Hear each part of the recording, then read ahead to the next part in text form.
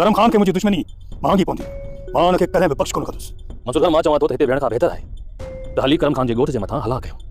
ओ जेको थियो ॾिठो बि तो जेकॾहिं मुंहिंजी नियाणीअ खे हितां वापसि वठी हलो था पंहिंजे ॻोठ त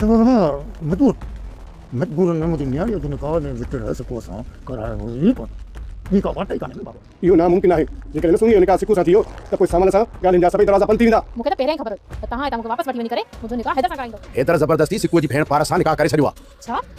पारस जी ज़बरदस्ती शादी कराई वई आहे अकबर खान उन्हनि खे छोकिरी कॾहिं बि मोटाए कोन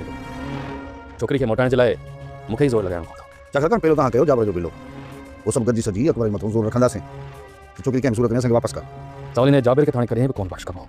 जो जिथे बि नज़र आयो न उनखे उते ई पूरो कबो। अस्सलाम वालेकुम दोस्तों, पांजा वेर जी न्यू आई ज़बरदस्त अपडेट खणी हाज़िर थी चुका आहियूं दोस्तों। त बिना देर त अपडेट की तरफ तव्हां दोस्तनि खे इंतज़ारु कोन कराईंदासीं। चैनल ते न्यू आहे त सब्सक्राइब करे आल ते क्लिक कयो दोस्तों। त तव्हांखे मां ॿुधाईंदो हलां त जेको अकबर खान आहे दोस्तों त उन वटि सिकू ऐं छोकिरी जी क़ैद आहिनि ऐं जॾहिं सांवल शेरल खे हाशिम जेको आहे त शेरल खे आज़ादु कराए सांवल वठूं त सांवल जो इहो शर्त हो त तव्हां जेका आहे त छोकिरी सिकू वारी जेका सिकू भॼाए वियो आहे उहा वापसि वठी अचो। ऐं हाशिम जेको आहे त चालाकी करे रूंडे खे उते वठी वियो अकबर खान वटि ऐं अकबर खान जॾहिं पंहिंजी छोकिरी सां उते मिलियो छोकिरी खे इहो पको करे छॾियो त तोखे जेको आहे त कॾहिं बि हा नाहे करणी हितां जेको आहे त वापसि हलण लाइ, छो त अकबर खान तोखे ईअं कॾहिं बि कोन छॾींदो। पर हाणे हुनजो मामो हाशिम जेको आहे त उहो हुनखे केतिरा बि इलाज कंदो पर छोकिरी जेको आहे त न जा नव कोट ॾेई बीह रहंदी ऐं जेको आहे त हाशिम वारनि सां कॾहिं बि ॻोठु वापसि हलण लाइ राज़ी कोन थींदी। ऐं ॿिए पासे दोस्तों मां तव्हांखे ॿुधाईंदो आहियां त मंसूर खान जेको माण्हू मंसूर खान जा मुआ आहिनि दोस्तों त नेक्स्ट एपिसोड में धमाकेदार जेको आहे त धमाको कंदो ऐं मंसूर खान चाहींदो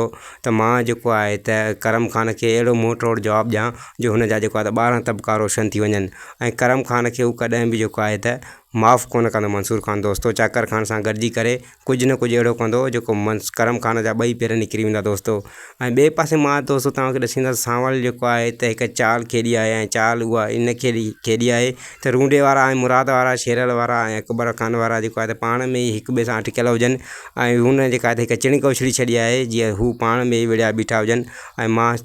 थोरो टाइम वेही जेको आहे त तमाशो ॾिसां। ऐं मां तव्हांखे ॿुधाईंदो हलां त हीउ पंहिंजा वेरी ड्रामो जेको आहे त हिकु बहितरीनु ड्रामो आहे ऐं हीउ जेको अॻिते वधंदो ड्रामो त दोस्तों अञा बेस्ट इन जा एपिसोड हूंदा त हीअ एपिसोड जेको आहे त ड्रामे जा मिस न कंदा कयो दोस्तों। त हीअ असां जेको तव्हांखे अपडेट ॾियूं था हिकु बहितरीनु अपडेट ऐं असांजी अपडेट मिस न कंदा कयो दोस्तों। वरी तव्हां सां गॾु मिलंदासीं कंहिं नेक्स्ट वीडियो जी अपडेट सां गॾु दोस्तों। ऐं ईअं ई असांजी अपडेट जो इंतज़ारु कंदा रहंदा कयो दोस्तों। ख़ुदा हाफ़िज़, दुआनि में यादि।